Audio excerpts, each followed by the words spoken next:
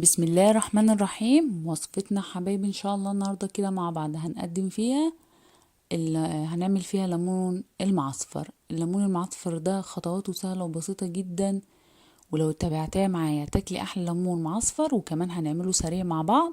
هقولك هنعمله سريع مع بعض ازاي بحيث ان تاكليه في اقصى مده من اسبوع ل3 ايام. بس يلا في الاول كده اعملي لي لايك وشير، ولو انتي لسه ما اشتركتيش معايا في القناه اشتركي وفعلي زر الجرس علشان كل ما انزل فيديو جديد يوصلك باشعار، واعملي لي لايك وشير. يلا نشوف هنعمله مع بعض ازاي. اول حاجه هجيب عندي ده تقريبا كيلو ربع من الليمون. يكون حجم الليمون بتاعي وسط كده، لا هو كبير قوي ولا هو صغير قوي، عشان يديني نتيجه كويسه.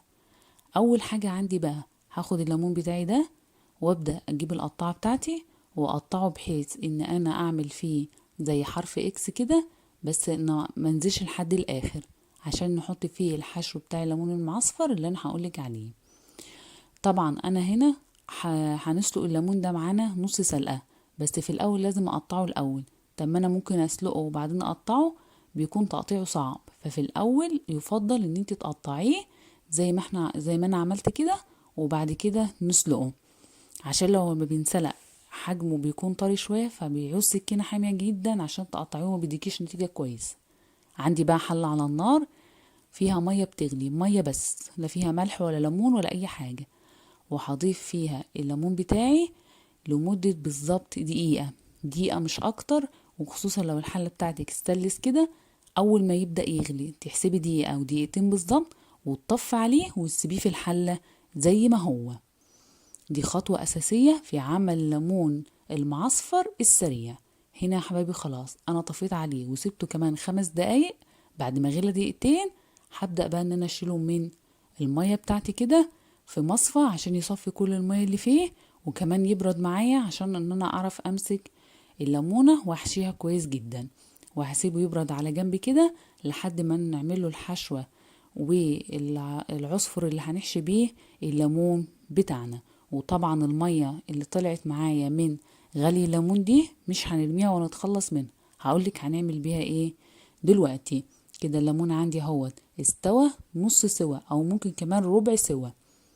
بعد كده بقى عندي الحشوة اللي هنحشي بيها الليمون دي انا بشتري كده من عند العطار مع بعض كده عشان تريحي نفسك. تقولوا له انا عايزة الحشو بتاع الليمون المعصفر، هيديهولك. هو عبارة عن عصفر وكركم وحبة البركة وشوية خلطة كده من عنده، هو بيحدهم لك مع بعض. هاخد انا من الخلطة دي حوالي معلقتين او 3 كبار كده حسب الليمون اللي عندي. تقريبا الكيلو ربع هياخد معايا زي 4 معالق. وهحط عليهم كمان انا كمان نص معلقة كده صغيرة من الكركم عشان انا بحب فيه ازود فيه الكركم. ولو انت حابة تزودي حبة البركة كمان زودي.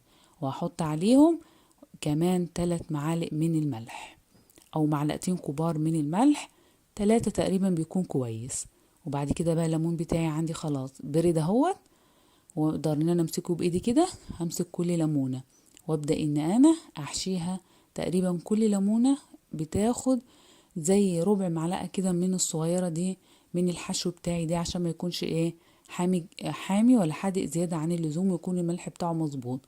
وانا جبت معايا كده واحشي وبحشي فيه حاجة كده بتنزل لتحت، واحط فيها برضو زي ما هي عشان هقولك برضو هنعمل بيها ايه دلوقتي. اسفة. في اللي هينزل من الحشو ده احنا هنستخدمه تاني، وانا هكمل بقية الكمية كده عشان ما ضيعش الوقت معاكي وارجع لك تاني. هنا حبايبي خلاص انا حشيت كل الليمون اللي عندي بالخلطة اللي احنا عملناها مع بعض. هجيب بقى عندي البرطمان بتاعي مغسول ومعقم ونضيف كده، وابدأ ان انا انزل بيه الليمون بتاعي واحدة واحدة كده والرص كله مع بعض. ما تنسيش بقى لو انتي اول مرة بتشوفيني اشتركي معايا في القناة وتفعلي زر الجرس على كلمة اشتراك علشان كل ما انزل فيديو جديد يوصلك بيه اشعار. هنا طبعا المية اللي نزلت اللي احنا كنا راكنينها على جنب بتاعت المخلل اللي سلقنا فيها، هاخد منها حوالي 2 ل3 كوبايات. وهزود عليهم كمان معلقتين من الملح وادوق الملح بتاعي المحلول اللي انا عملته ده. لو لقيته لسه عايز كمان ملح ممكن ازوده. محدش هيقولي المية دي بتكون ممررة، لا مش ممررة ولا حاجة، بالعكس دي بتديكي طعم مميز جدا لليمون، وبتشد كمان اي مرارة موجودة فيه. وبكده حبايبي انا بصب المحلول بتاعي على الليمون بتاعي، بيقعد معايا من 3 ل4 ايام وممكن اسبوع كمان لو احنا في الشتاء. واغطيه كده بكيس عشان امنع عنه اي عفونة. ونشوف هنقدمه ازاي بعد 3 ايام. هتلاقي طعمه جميل جدا، اسرع واسهل وصفة لعمل الليمون المعصفر. وبكده حبايبي بعد ال3 ايام نفتح مع بعض ونشوف المخلل بتاعي شكله عامل ايه واخباره ايه. هتلاقيه مستوي وتمام التمام. يلا نشوفه كده مع بعض. اهو ده عد بالظبط عليه 5 ايام. هبدأ كده ان انا اشيل الليمون. طبعا الريم الابيض اللي بيتكون على المخللات ده اول ما تفتحي البرطمان كده خلاص، بعد ما اخدت منه الليمون دخليه على التلاجة على طول، عمره ما يكون معاكي ريم ابيض. لكن لو سبتيه بره هيكون معاكي ريم ويعمل طبقة بيضة كده مش لطيفة خالص. وبكده حبايبي تكون وصفتنا خلصت النهاردة. اتمنى ان انا اكون قدرت اقدم لك معلومة سهلة وسريعة لعمل ليمون المعصفر. يلا مع السلامة.